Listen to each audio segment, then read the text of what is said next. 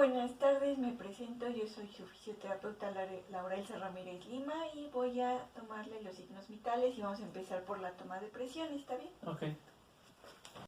Ahora vamos a iniciar la toma de presión, localizamos el pulso braquial y una vez encontrado procedemos a poner el manómetro.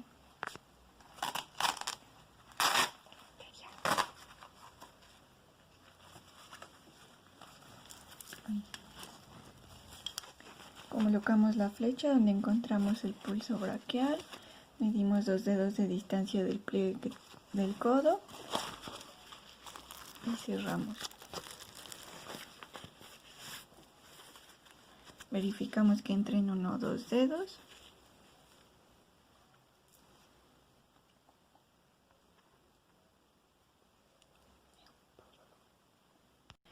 Posteriormente agarramos el estetoscopio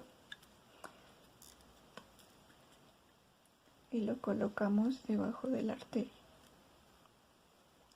Nos aseguramos de que esté bien cerrado.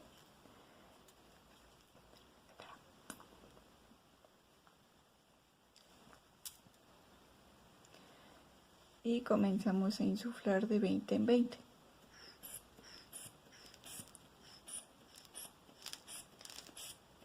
Llegando de 200 a 220, empezando a soltar aire de 10 en 10.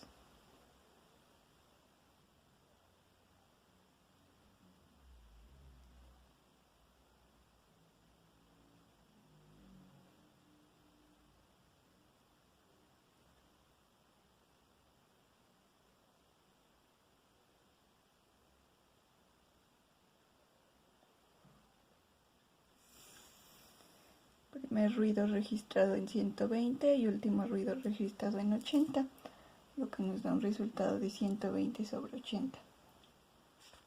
Ahora vamos a revisar los focos de auscultación cardíaca, que son 5. Aquí tenemos el primero en la línea media clavicular, en el segundo espacio intercostal del lado derecho.